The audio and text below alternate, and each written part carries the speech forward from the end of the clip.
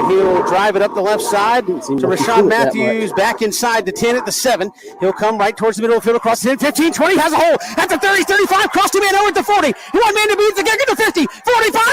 It's a foot race. They're not going to catch him. Rashawn Matthews is going to go 93 yards on the kickoff return for a touchdown. And just like that, it's 6-6, Rashawn Matthews.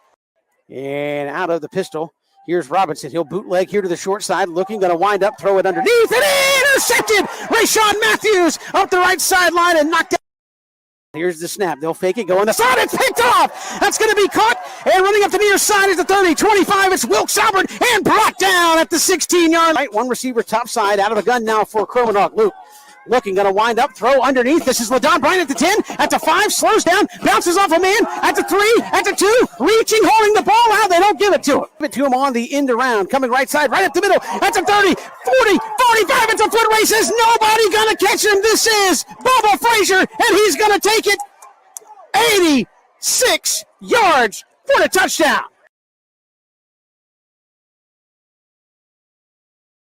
And good afternoon. Welcome to the Danny Britt Show as we are live here at BowTie Barbecue once again on a Thursday afternoon. Thanks for coming out and joining us. Good crowd on hand here on this Thursday afternoon as we talk all things Benedictine here with the head coach, Danny Britt. Good to have you along here at BowTie Barbecue. Great place to come and enjoy a bite to eat and talk a little football with us as well. Well, Coach Britt, before we talk football, everybody good? I know we had some weather all up and down Southeast Georgia yesterday. Everybody good as far as you know with the weather? Everybody get through it all right? Seemed like everybody escaped it without any injuries or much damage at all, really. I think a few people are still without power, but yeah, so it seems like everybody's good. I haven't obviously talked to everybody on the team, but we've had ways of communicating, and it seems like everybody's in good shape.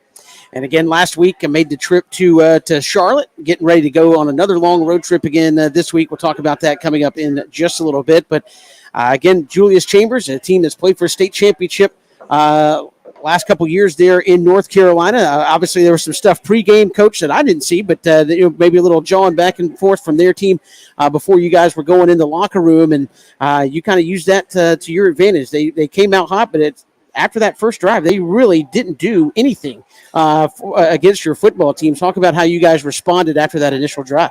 Yeah, definitely. Yeah, like you said, there was some chatter and a lot of talk before the game, and I was a little concerned that with the long trip and playing in a kind of a youth type stadium, I was concerned with how we were going to play. But after that, I was like, okay, our guys are ready. But yeah, they came out and they ran a really fast-paced offense, and we're used to that because obviously we run a very fast-paced offense. But they did a good job with it, and came out and scored on us early. We tried an onside kick because we did have the short field there. Did not get it, so they were able to drive down and score. But then after that, defense really stepped it up and gave us the ball, as we were just saying in the first quarter. We had drives from I think it was the 27 to 34 to 33 and the 37. So have very short fields to work with. Coach, you mentioned they like to go fast. You like to go fast, but I mentioned to you after the game, there were a couple times where it looked like defensively, as fast as they were going, you guys weren't quite lined up all the way, and they were snapping the football on you, and it seemed like it didn't happen a lot, but enough where it's like, hey, they're going super, super fast on you there defensively. Yeah, they did. They went extremely fast, and again, we were used to that. We practiced against that. But they do it, and they do it in a zone style offense. So you're not having to call as much. If you're wanting to run, you basically run a zone. Run the inside zone, and so it's a little different. But so they did a great job of going very fast. I was impressed. Again, defensively, it seemed like you guys really limited their passing game. I didn't have their stats in front of me, but not a lot of downfield passing. It seemed like what worked for them early, they went away from with the kind of quick go and stop routes on the slant, and that was about all they could do against you throwing the football. I know you stepped in. We watched before the series there. Wilkes Albert with an interception, kind of stepping in front of one of those, and it seemed like y'all took away the one kind of pass play they were having success with, and after that, they really couldn't move the ball in the air. Yeah, that's what they got us. They got us with the RPOs early, and our linebackers being very aggressive. And once they picked up on the keys, to what was going to be a pass and what was going to be a run, Wilkes stepped up underneath that one, and Larson stepped under one and should have had a pick actually there too. I think it was the second quarter. So, it was just a matter of picking up on the keys and what they were doing. And once we did that, kind of shut it down. And we were joking offensively in the first quarter. They go down and score. You stop them. You block the extra point, and then immediately Rashawn Matthews takes it 93 yards to the house, and you go right back on defense. But it seemed like they were obviously excited to play you guys. They go down, they score, and then just like that, you took all the momentum right back away from them. Yeah, that was definitely huge. The guys did a pretty good job of blocking, and honestly, they ran around the wedge, just pretty much just opened up, and so Rashawn took it and did a good job of making a couple of guys miss and getting to the end zone. So that's huge. We knew we needed to win the special teams battle. We did do that, and that was a huge momentum change right back in our favor. And that's something I know, Coach, we don't talk about it a lot because your defense has played so well and offensively you play so well. But special teams, to me, is something that's been very consistent for you guys over the last couple of years. And you guys look for ways to change ball games in that area where it be you look for a hole in the kickoff coverage. You guys have been able to steal possessions that way, return game, punt game, what have you. It seems like special teams, you guys have really continued that tradition of being able to steal some plays there on special teams. Yeah, definitely. We feel like we win a lot just by having solid special teams and just being able to do basic things correctly. And then we try to do things really special in different ways, whether it's blocking punts or getting big returns or stealing possessions, by onside kicks or sky kicks and that sort of thing. So we feel like that can be a big part of the game for us and a big, another way in which to excel in to help us win. And to that end, after the kick return for a touchdown, they get the ball right back, and I think you guys went 7 or 8 minutes, and your offense had never been on the field right. In that ball game. When it happens like that at the start of the game, how does that kind of change the thing? Because I know obviously on offense with your way of doing things, Coach DePhillips will sit there. He's like, "Hey, let's test this, let's test that, let's see what they're giving us, what's working." Well, again, you were almost at the end of the first quarter before offensively you guys ever stepped on the field. Yeah, definitely. It changes things, and it almost makes you get antsy to what's, all right, what are we going to do? Because I think I said earlier, it was 7 or 8 offensive plays in the entire first quarter because it just the way it worked out, and we were scoring, but we were getting, one drive was from the 25-yard line, which is awesome because of interception, but, you don't get much of a rhythm on offense. Offensively, talk about the performance you then took advantage of short fields. You were able to score on those. LaDon Bryant with we saw that before the show started, a big effort catch from Luke over the middle and stuck the ball out and was not going to be pulled back from that, got the touchdown. I mean, just offensively, it seemed like came out and really took control of the ball game when you guys needed them to. Yeah, definitely we did, and I think we came out and did a number of things well, do what we typically do well, which is a team game. Not one person other than quarterback, of course, is going to get a ton of touches. So you have to defend every inch of the field and every player on the field. And I felt like we did a good job with that. Like you said, we didn't run a whole bunch of offensive plays because we ended up, I think, with 49 plays. But, 10 of those were at the end of the game when we were just trying to run the clock and, pretty much just run it out and keep the ball on the ground. So really only about 39 plays of really wide open offense for the entire game. One thing I thought that I mentioned it on air, so I'll get your kind of insight into it, was coming out of the locker room, you guys got the football back. And I remember saying, hey, they're starting. I noticed it was obviously very humid even after the sun went down and people had started cramping right before the half. And I said, boy, this would be a good time to just stick the ball on the ground and just beat them to death all the way down the field and make them play, 9-10 plays of defense and punch one in here. And I think you guys basically did that coming out of the locker room. How huge was that to come in and say, look, it's hot. It was their first game, regular season game of the year. A lot of cramps, a lot of situations. Let's go out and see if we can't physically beat them into submission here early in the third quarter. Was that kind of the thought process there? Yeah, definitely. I think that was it. We come out and we were hoping we were in better shape than they were and come out and just pound the ball and score there and feel like we pretty much put the ball game away at that point. To that end, cramps an issue for both teams last week. I know you said, hey, I thought we cramped up maybe a little more than I was expecting even this early in the season. And you had a lot of guys, especially in that fourth quarter on both sides, but kind of go down with the cramping situation. Was that just environment, or is that something that you say, hey, maybe we can try to do something a little different heading into still, early September? They're going to be hot and humid days. Yeah, definitely. We was a very long road trip. I'm going to try to give them a little more hydration this week. We played a lot of snaps on defense, and I think primarily that's where the cramps were coming from. So, some ways that it just happens. But yeah, we're gonna try to work on hydrating a little better. But we feel like we do a pretty good job with it. And to that end, defensively, not only did, as you said, it was hot, it was humid, and defensively, you gave up 9 points. Talk about that effort from that bunch where you had got some guys you were asking to play roles on both sides. We saw some guys come in and some tight end packages. Bryce Baker in a couple of specialized situations there had to go. Mekhi Williams at the end of the game had to play wide receiver for you a little bit. Talk about that effort from your young men when you got to dig deep early in the year to you're running on fumes to try to finish it there.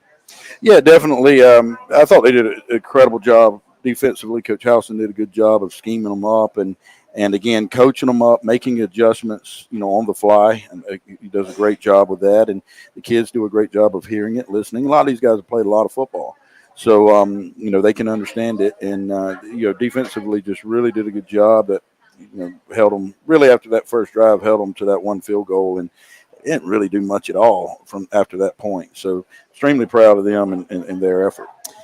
Coach Danny Britt joining us here, BowTie Barbecue, as we look back at last week's game against Chambers. A couple of guys standing out yet again. Rashawn Matthews was our player of the game, and I think he had a kick return for a touchdown, a reception for a touchdown, an interception.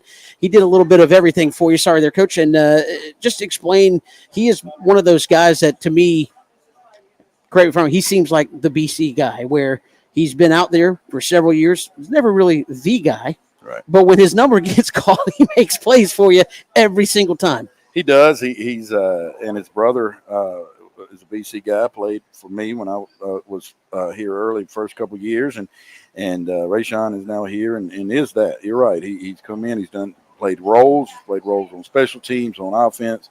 Now he's a starter. He actually rolls in our nickel and dime packages. Got an interception the other night in that, and just that guy that has worked hard and got ability and will do what he needs to do. As a coach, you got to love, I would imagine, guys like that where they're like, definitely. Whatever you need me to do, I'm willing to go do it. Yeah, definitely love that. And again, like you said, that's a BC guy, and that's how we built this program. And a lot of attention goes to the stars, but how we've won and is with the typical BC guy who comes and just works hard and is disciplined and does what he's supposed to do. Second week in a row, Coach. I know you see him in practice a lot. I was impressed. Bubba Frazier, you come out, you get the ball deep in your territory and hand it to him off a little jet sweep, and he takes it to the house. And not only takes it to the house, but you talk about, you can see him pulling away from some guys who are obviously good ball players, right, for Chambers, and he's pulling away, last 30 yards from those guys. And we saw it before that, and you go, man, that kid is fast. But what dynamic has he brought to your team just to be able to do that? Because a lot of people think of him as receiver, deep threat, but to be able to just add another dimension, and you see him do that kind of stuff for you on the offensive side of the football. Yeah, well, he's brought that dimension that we've always had with somebody, whether it be Justin Thomas or Zaquan Bryan or John Wesley Kennedy. He just can do all of these things. He can go down the field and catch it. He can take a handoff and take it 85 yards. So he's special. He's got a lot of speed, and just look forward to the next 3 years with him. Absolutely. Coach, I want to ask you about your quarterback and how he played Friday night. There were some times where it was, I think you had a 4th down and 5 late in the ball game where you were trying to extend a drive and keep the clock moving, and it was just straight quarterback power. And you saw white jerseys out in front, and Luke goes and does the rest. But 3 touchdown passes, 109 yards, carried the ball for you, it looks like 9 times in the ball game. And just speak to that effort and leading the team. And it seems like you're developing, and probably already have it, that comfort level that you've had with guys in the past that have been multiple year starters for you at quarterback, where you trust whatever you need him to do out there. Yeah, definitely. He can do all of it. And, I think the biggest thing is his mentality and who he is as a a person just kind of flows into the rest of the team. And you saw that, right? It's 4th and 5. You want the ball in Luke's hands and you run power with him, and he'll go get the first down for you. Made some really good passes. That first completion for a touchdown to Rayshon was an incredible pass on the move. And just, really did that, with the numbers, only come out to 109 yards. But again, when you get the ball on a very short field, the yardage isn't going to be much for anybody. You look at all the runners and, with the exception of Bubba, go to hit the long run. There's just not a lot of yardage there, but that's a very good thing, because of what we were doing on defense.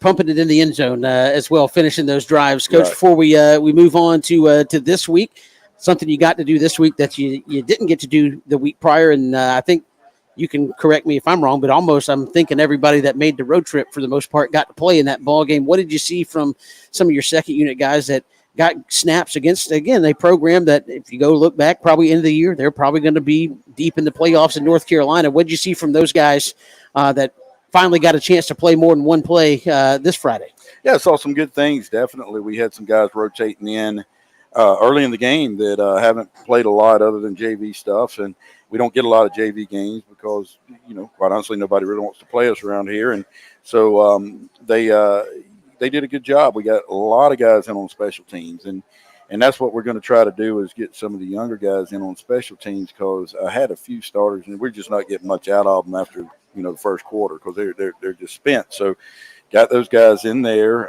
some sophomores that really did a good job for us and, brought a little energy to it, and they're excited to be out there. So that's very good for the program as a whole to get those guys out there and get them reps. And any rep in a varsity game is a very good rep, because it's different. The pace and everything is very different. You see a different attitude at practice from some of those guys when they know, hey, I'm going to get in there on Friday night. Yeah, definitely. And I don't blame them. I understand. Now there's a different, like, hey, I better pay attention. I better get ready because I will be out there. We are live here at BowTie Barbecue. Come join us every Thursday at noon here for the Danny Britt Show as we look back at the week prior and look ahead to this week's game. And I know, Coach, you guys, big road trip last week, and for the second week in a row, got to load up and take a long road trip again. Yes, when we go on the road like this, we want these guys to treat it like a business trip. Just like Jeff and David at Abel's Iron On Moore & Associates. They are all business when it comes to managing your investments. Call them at 912-777-4128 and see why they are different. And again, the road trip to Westminster coming up this Friday or tomorrow. Coach, what can you tell us about Westminster? We saw them last year. That game didn't get finished because of a lightning storm and weather event that came through last year. What can you tell us about Westminster here 2023? Yeah, it's going to really be the polar opposite of the trip we took last week. We're going to go up there, and it's going to be an immaculate campus and just beautiful grounds.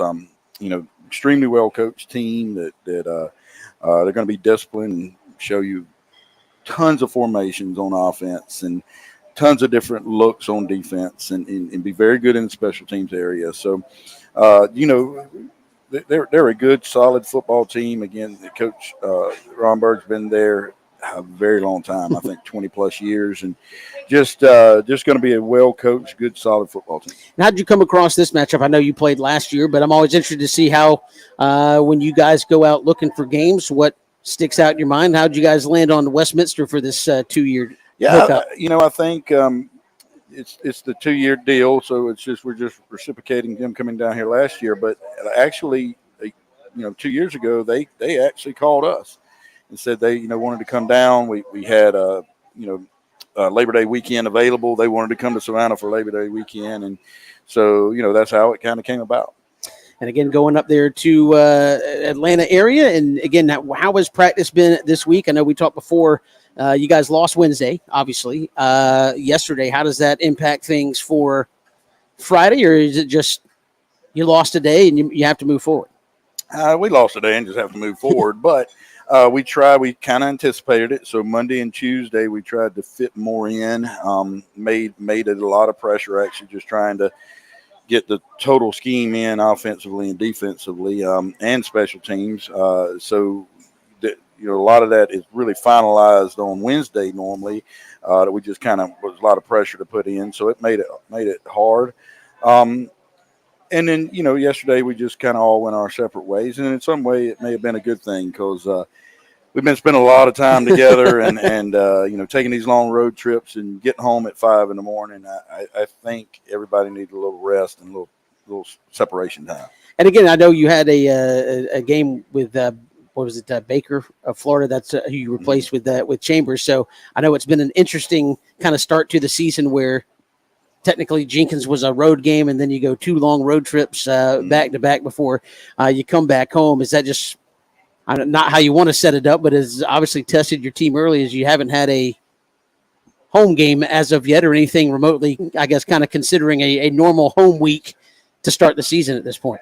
Yeah, definitely. I mean, it's a test. I think the 2 long road trips is definitely a test on, how we're going to travel, how we're going to handle ourselves on these trips. It's a lot for coaches because, we don't just coach. We also are the equipment managers and the washing the clothes and doing everything, making sure they get the food that they need and organizing, et cetera. So it's a big test on all of us. And yeah, we'll be excited to play at home, the next few weeks. I got to say, tagging along for the road trip last week, I will commend you for a wonderful job. You had 66 young men between 18 and 14 on the road, trying to keep them in line. And you guys do a great job. And it's certainly when people say, "Oh, come on," it's a job to keep teenage boys in line for a 5-hour road trip and make sure, hey, we're all here to do one thing and not goof off and all that kind of stuff. So I commend you guys. Do a great job for doing that. All right, Westminster, what do you expect from them defensively to kind of throw at you and kind of try to limit you guys? Yeah, like I said, they're gonna bring a bunch of different looks. Primarily a 4-man front, but we'll bring a lot of looks to us, a lot of different blitzes and that sort of thing. They're smart kids, they're well coached kids, you can tell, and so they're going to do different things to try to give them an advantage and get their numbers if they can anticipate what you're trying to do. Offensively, what do you expect to kind of see from them as you line up defensively? I know you said in the past, we don't really care what you run. We do us, defensively and adjust from there. But what do you expect them to try to bring to you? Yeah, I mean, they've done, tons of formations, a ton of movement into different formations. And that, to me, speaks we got to understand, we got to know. That makes missing that day even more crucial. But we got to know how to line up. But basic thing is get lined up. It can be a base look and just go play. And if we do that, we'll be fine. But if we start trying to overthink and put ourselves we'll put ourselves in bad positions and won't be able to physically play because they'll get the angles on us. Coach Minster, just from a coaching standpoint, your thoughts, just I guess in general, what we've seen across high school football, do you find you're playing a lot of the same style of stuff now? It seems like a lot of teams have gone to 4-wide RPO type stuff, and the I formation stuff at high school, you hardly ever see it anymore. And you really don't even see triple option, which you guys incorporate some of that philosophy into your offense. Are you surprised at just how much? Because to me, it seems like to run a true 4 or 5 wide, you got to have the right guys to be able to do that. And I see a lot of teams where it's like you're asking your guys who aren't great on the offense, not you specifically, you're asking your guys who aren't great on the offensive line to block 5 guys man up, and you can't do that, but you're going to stick in a scheme where you spread everybody out. Are you kind of seeing the same from a lot of it, or do you're kind of surprised that you don't see more, I guess, differences week to week offensively from a lot of these teams anymore? Yeah, I am. I think a lot of people have gone to the spread, RPO looks. And now it's way more diverse than you're going to get in college or in the NFL. They are all exactly the same. I mean, literally all run the same stuff. But in high school, a lot of people go on that. And quite honestly, it's easier to install. You just go up and say, hey, we're going to run spread. You're going to be these formations. We're going to run inside, outside zone and, a couple counters. And so, yeah, we see that a lot. But in high school, you still see a lot of diversity, in what people are doing. I just wonder, again, just from my 50-foot view of it all, I know what makes you guys, to me, so intriguing is that, yeah, you have the spread and you're running jet sweeps and a lot of that kind of read stuff that you see. But you guys also will line up and say, hey, we're coming, old school football, and we're going to pull a couple of guys and we're going to cram it down your throat. And it seems like that part of high school football has gone away, where teams are, I don't know if they're afraid to, but it seems like they just aren't willing to say, my 11 guys are just going to beat your 11 guys into the ground, and we're going to make it work. Yeah, it doesn't happen as much. It's beautiful when it does, and we're always going to. There's going to be a part of us that does that. I don't care, as long as I'm the head coach. We're gonna have an aspect of that for our football team.